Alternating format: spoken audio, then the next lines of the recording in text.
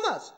7 من المثانی، 7 آیت من المثانی، از آیتایی که مکرر خوانده میشه در رکعتای نماز، در هر رکعت خوانده رایستی. سوره فاتحه قرآن کریم هم اعلان میکنه که مقتدی، اینجا قید نگذاشته، امام، مقتدی، منفرد. این نعمت بزرگ است. سوره فاتحه نعمت بزرگ است، این ترک نشوه، این باید خوانده شوه، مکرر مثانی است.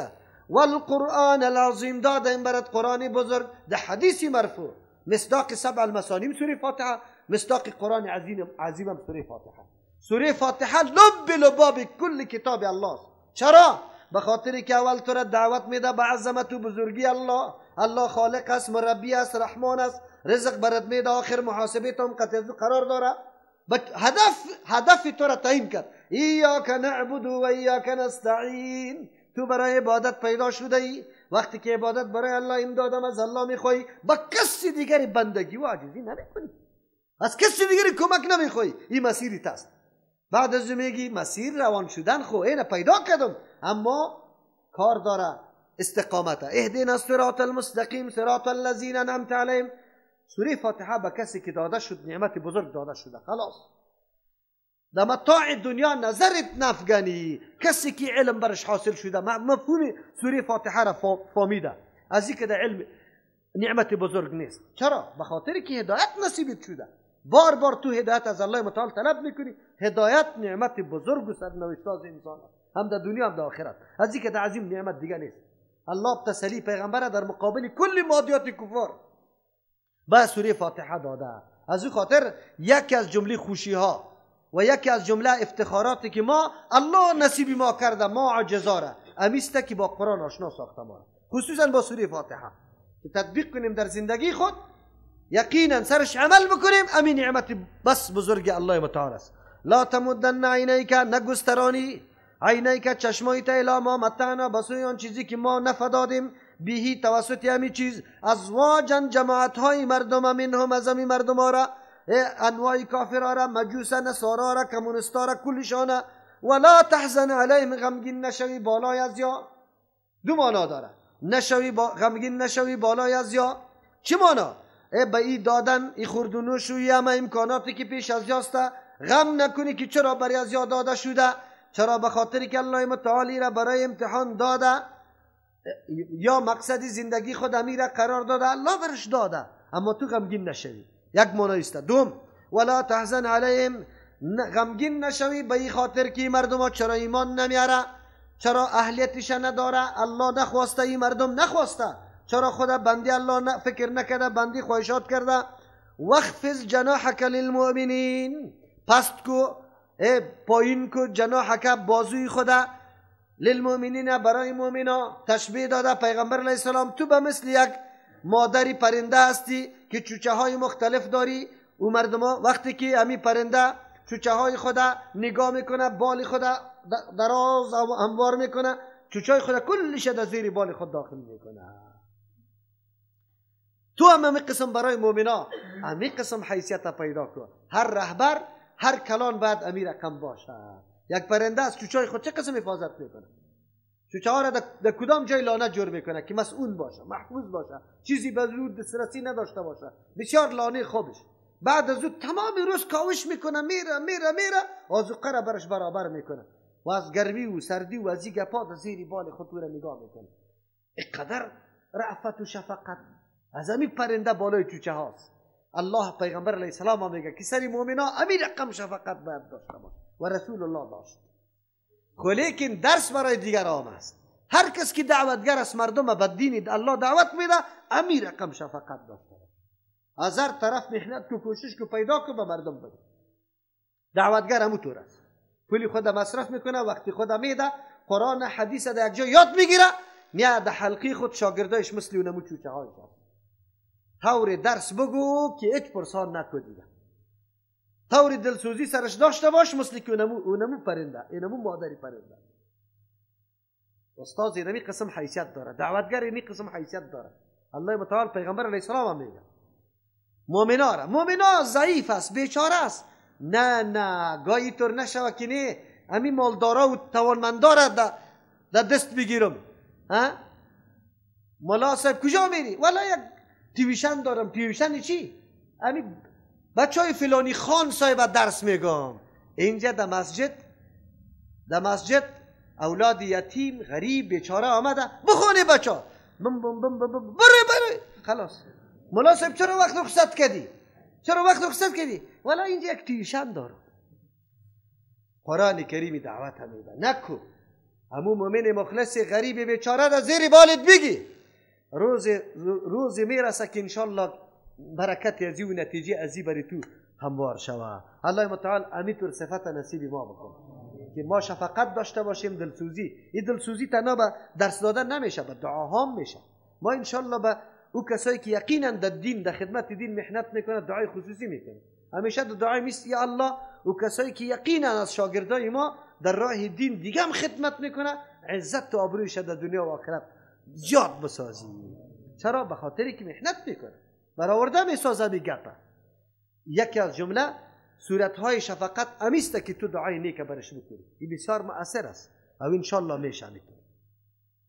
و قل انی انا النذیر المبین. به مردم اعلان بکنی طور فکر نکنه که یا هیاهوی ما کشوفش ما سببی چیستا اختفای ازی میشه، خدا گم میکنه دیگه دعوت خودم نمیکنه. نه، برشان اعلان کن و قل بگو انی ما انا النذیر، ما بیم دهنده با کمال شفقت هستم.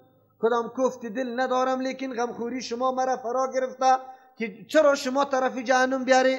شب و روز تلاش من است که شما دینه بپذیری، لیکن منهج ما اینطور نیست که لباس از یک چیز بپوشم خودم دیگه چیز باشم.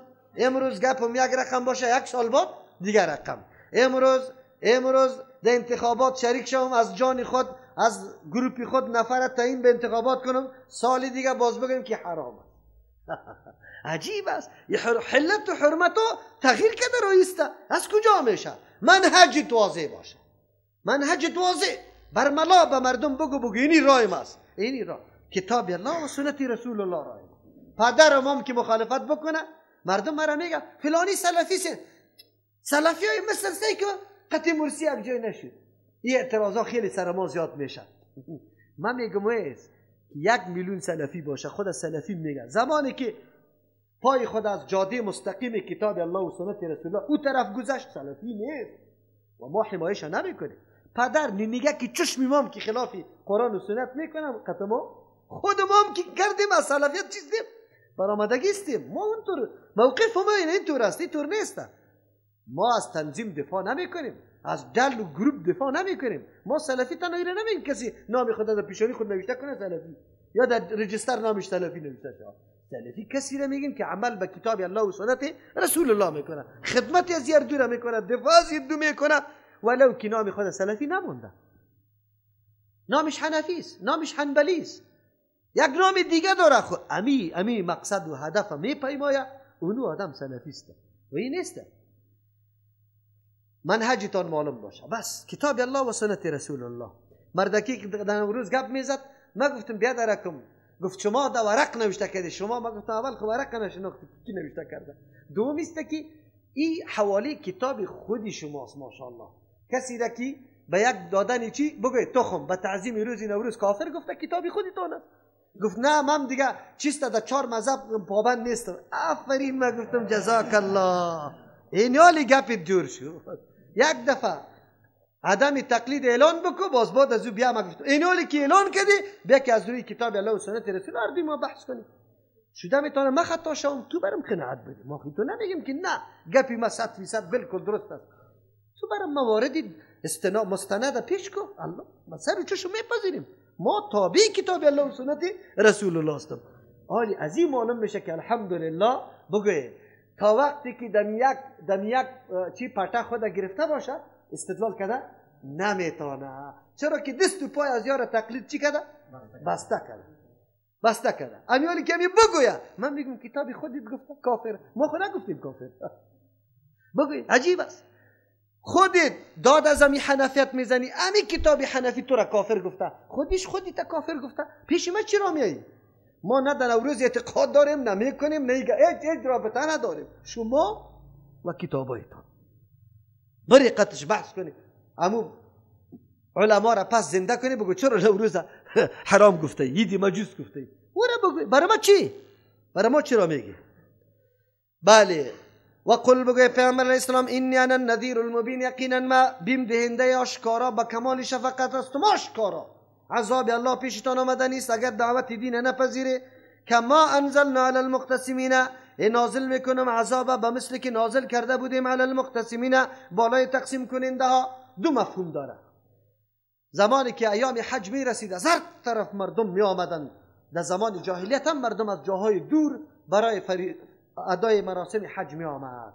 اینمی بود که در اینجا ولید ابن مغیره و اشخاص مردم ها را تقسیم میکرد. در هر راه نفرای تقسیم شدگی موجود بود. مردم که می آمد برش می گفت اینجا یک نفر دیوانه پیدا شده در پالوش نرند، شما را از دین آبا و اجدادتان چی میکنه؟ میگردانه. قصه دیروز و امروز هیچ کدام فرقی نداره. ولی اما در کدام جایی که مرکزی ترجمه باشه ببینه که در راه ها چیست؟ دکانداره، مستریره، فلسکاره، بگوی رهنما والاره، کلش دعوت داده. تو روان هستید، قرآن کریم در بغلید، همشیره با حجاب روان است، کلت داده میرش میاد. کجا میری همشیره؟ خیرت است. در ترجمه قرآن نروی که گمراه میکنه. خیرت است. آلی خود دیوانه گفتن نمیتونه. چی میگن؟ وای وهابیست. خو وهابیسته. وهاب که نام الله است. وهابی معنی چی معنی؟ منسوب به سوی بگه الله. مثل که مرد یک آدم میگه ربانیست، فلانی چی است؟ خیلی آدمی خوب است که همه نسبتش به الله متعال است دیگه. ما همینطور آدم کار داریم، بیشی در جای دکاندار سید. ما همینطور نفر کار داریم. خب این گپ است. در اون زمانم برای جلوگیری از اینکه با مجلس پیامبر کسی نزدیک نشود. چرا که در مجلس نزدیک شود باز گپ دیگه چیست؟ حل است. مردم درک میکنه سخن رسول الله صلی الله علیه و کسی بشنوه و باز قبول نکنه. شما چی تصور داشتید؟ امروز ما گناهگارا، ما بسیار نواقصی که هزارها نواقص داریم، از هر نگاه در ما نقصان است. یک مرتبه در مجلس میشینه یاد چی میکنه؟ میپذیره دیگه که پدرش حق میکنه از خانه میکشه. من نمیشه. رسول الله صلی الله علیه و سخنش کسی میشنید نمیپذیرم. یک معنی است. دوم معنی کما انزلنا علی المقتسمین، نازل میکنیم عذاب بالای مردم مثل که نازل کرده بودیم بالای مقتسمین، کسانی که قرآن کریم کتاب الله را به طبیعت خود هر حکمی که مناسبی طبیعتشان بود او را میگفت شریعت، اما کدام حکم که مناسب نیست او را چیز ده او طرف بنداز. با تاسف که معامله از دولت گرفته تا یک فرد فعلا روان است، همینطور روان نیست. حدیثی موضوعی را هم در سری لوحه مکتب نوشته کرده طلب العلم فریضه علی کل مسلم و مسلمه. کلمه مسلمه در حدیث نامد، خویا نوشته میکنه برای هدف بزرگ. اطلب العلم ولو بالسین، علم طلب کنی ولو که در چین است. حدیث موضوعی نیست لیکن یا نوشته میکنه. خو یک جای دمی سری مکتبی دخترها باید این طرف که طلب علم نوشته کردی، این طرف هم نوشته میکردی، این گپ هم نوشته میکردی که ایما امرأت خرجت چیست من بیتها استشرفها الشیطان. هر زنی که از خانه میبره زیر مراقبت کی میگیره؟ دیگه تا وقتی که پس رجوع به کی نکرده؟ یک. اونجا باز هر زنی که برای از خانه در حالی که چی؟ عطر زده باشه، لعنتی کیست سرش؟ الله هست. امیرم نوشته کرده. خیلی خوب. آیت های دیگر نوشته کرده که من قتل مؤمنا متعمدا فجزاؤه جهنم خالدا. خدا پالیش ایرم نوشته کرده که انما الخمر والمیسر والازلام والانصاب والازلام رجس من عمل الشیطان. امیرم نوشته کرده. برادرها که ما که تنها در یک خانه است خودش چی عمل میکنه؟ زمانی که گپ سرش میآید دلیل برش در موقف خودش موجود باشه چی میگن؟ چی؟ اینالی فعلا استاد هستن، امیر داوود استاد هستن. چی میگن؟ چی؟ واعتصموا بحبل الله جمیعا ولا تفرقوا. کلتان به چنگ بر اسمان الله چنگ بزنه تفرقه نشوه. اولتا با ما بده که اتحاد بیاد. خوب عجیب است. توی این آیت نوشته میکنی، این آیت هم نوشته میکنی برای از اینکه اهلیت خلافت کی داره. خلافت از کدام طریق میآید در اسلام؟ و امرهم شورا بینهم. این شورا خو اهلیت، اهل شورا کیست؟ اهل حل و عقد است. اون مردم جمع شده تو را انتخاب میکنه. انتخابی تو توسط کی میشه؟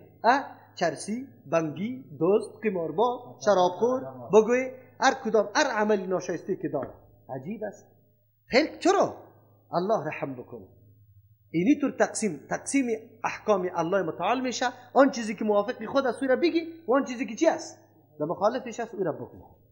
الذين جعلوا القرآن عضین، او مردمایی که گردانیدن قرآن پاره پاره. یک مصداقش بعضی مفسرین نوشته میکنه که ختمات تقسیم میکنه یا هست. چرا که قرآن یک کتاب بود، این گرفته چیست جز جور کرده. دیگهش چی کرده؟ 11 سوره شریف. آیا دیگه سورت های قرآن نیست؟ 11 سوره را علیحده میکنی. عجیب است. الله رحم بکنه. فوربک عدین مانا جز کننده است. قرآن کریم بعضی احکامش که مطابق میلشان است میپذیره، بعضیش که مطابق میلشان رد میکنه. فوربک خامخا قسم به پروردگار توی پیغمبر علیه السلام لنسألنهم خامخا سوال میکنم از یا اجمعین از تمامی، از خرد بزرگ پیغمبرا و امتایشان کلشان، از مکمل از داعین و مدعین سوال میشه. عما کانوا یعملون، در مورد آن چیزی که انجام داده، اگر قول است، اگر فعل است، کردار است، گفتار است، از کل موارد پرسان میشه. اینطور نیست که در دنیا آمدی همونطور چیستا خورد و نوش کردی خلاص. فاصدع بما تؤمر. سورت ختم میشه.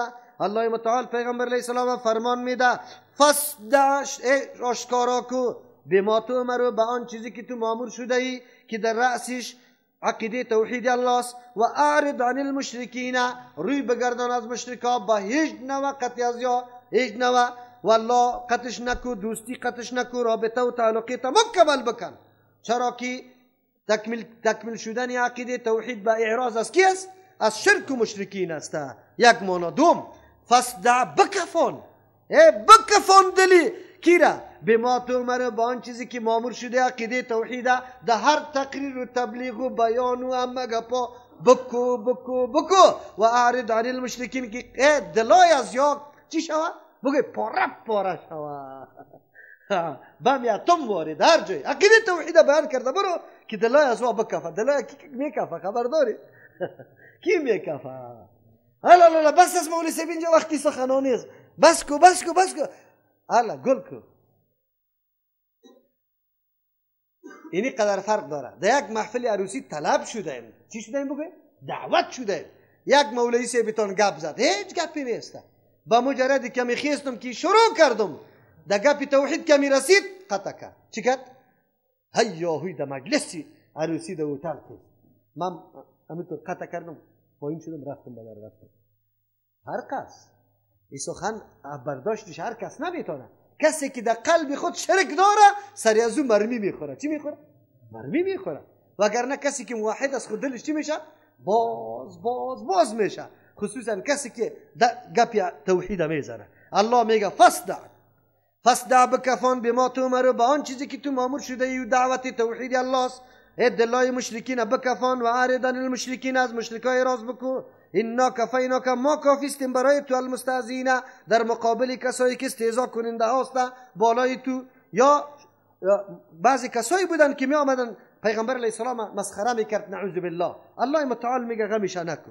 الذين يجعلون، الله خی وعده را کرده بود اما ترام شد. کسایی بودن که الله به این طور مرضا گرفتار کرد که هر کدامشان دیگر در پیش پیامبر علیه السلام آمدن نتانستند. الذين يجعلون مع الله، کسانی که میگردان امرای الله الها آخر، معبودی دیگری را یا مسخره میکنه. این قدر احمق است که با امرای الله مخلوق عاجز برابر میکنه. فسوف يعلمون، زود است که بدانن سرنوشت و عاقبت خدا. ولقد نعلم انك يضيق صدرك، ما میدانیم الله میگه ای پیغمبر علیه السلام که تنگ میشه سینه تو، بما یقولون، به او گپایی که مردما میگه، گپای شرکامیز، دل شما او میشه. لیکن چی کنیم؟ مالی اینا بر ما شما میگه. پیغمبر علیه السلام هم میطور بود. مؤمن واقعی و موحد میطور است. کلمات شرکی که وقتی گفته میشه انسان بسیار ذوب میشه. ذوب همونطور نیست، همونطور است. خود چی طور علاجش چیست؟ فسبح بحمد ربک، با پاکی یاد کو پروردگاری تا. و کن من الساجدین، تو جور شو از جمله کسایی که عبادت کننده باشی. عبادت الله متعال بکرده برو بس. و عبد ربک، از اینجا معلوم میشه که بهترین مؤثرترین علاج برای از اینکه گپ تاثیر پیدا بکنه چی است؟ عبادت الله. چرا؟ با عبادت الله تسلی برات پیدا میشه، رابطت با الله قوی میشه، دعوتی تو مؤثر تمام میشه، هر قدر تقویت بیشتر میشه، سخن عادی تو هم اثر پیدا میکنه. وعبد ربک، عبادت کو پروردگاری تا حتی یاتیک الیقین، تا که مرگ سرت بیاید، تا مرگ تو عبادت الله را ادامه بده. چرا؟ عبادت الله وسیله برای نزدیکت الله است و اینمی عبادت الله انسان تقویت میبخشه، شجاعت میبخشه برای دعوت. مراد از یقین اینجا مرگ است. کل مفسرین نوشته کرده، اما کسایی که در قلبشان کجی داره مثل صوفی گمراه واری، بعضی که خود صوفی گمراه میگه دعوای تصوف میکنه، اینجا میگه مراد از یقین معرفت الله متعال است. معرفت کی است؟ و بدبخت کسی که معرفت الله را نداشته باشه، نو تکمیل میشه. عباداتی که سابق کرده خیر، عبادت غیری بدون معرفت کرده، هیچ به درد نمیخوره خیر. میگه ما و چی میگه؟ وقتی که میگه الله را شناختی آلی تو مکلف به نماز نیستی. همین طور است یا نه؟ یا مریدای خدا میگه خلاص پیر صاحب چرا در جماعت نمیره، نماز نمیخونه؟ این خود مرتبه یقین رسیده. دیگه چی میگه؟ چرا نمیخونه پیر صاحب نماز؟ این نماز قطعی دختر فروشا نمیخونه. چی میکنه؟ سریعی دیوال سوار میشه میره در مکه میخونه. آلی خود در مکه نمیره جوابی هسته. آلی کجا میره؟ ها؟ در کدام جای دیگه میخونه؟ یقین نه. هر تفسیری که خلاف تفسیر سلف باشه او تفسیر باطل است، مردود است. از او خاطر مراد از یقین معرفت الله را گرفتن، خلاف تفسیر سلف است، قابل قبول نیست. مراد از یقین مرگ است. و رسول الله صلی الله علیه وسلم در حدیث مسلم تیر کردیم که در زیر شانه هایش صحابه داخل شده بود، علی و فضل ابن عباس و خود عباس رضی الله عنه، کلشان زید ابن حارثه رضی الله عنه. و او را در کجا میبرد؟ در مسجد. چی میکرد؟ جماعت نماز میخوان. پیغمبر صلی الله علیه وسلم تا که مرگ نامده بود، پیغمبر عبادتش معاف نه. حتی در جنگای خیلی خطرناک رسول الله صلی الله علیه وسلم عبادت الله را کرده. اما تو پیری گمراه دور تو عبادت هم طریقش نمیفهمی، با خود چی میکنی؟ ثابت میکنی که از ما اما چیزا چیست؟ معاف است. چرا که معرفت الله برام نصیب شده، حال دیگه ما ضرورت به نماز روزه ای گپا نداریم. سبحان ربك رب العزة عما يصفون وسلام على المرسلين والحمد لله رب العالمين.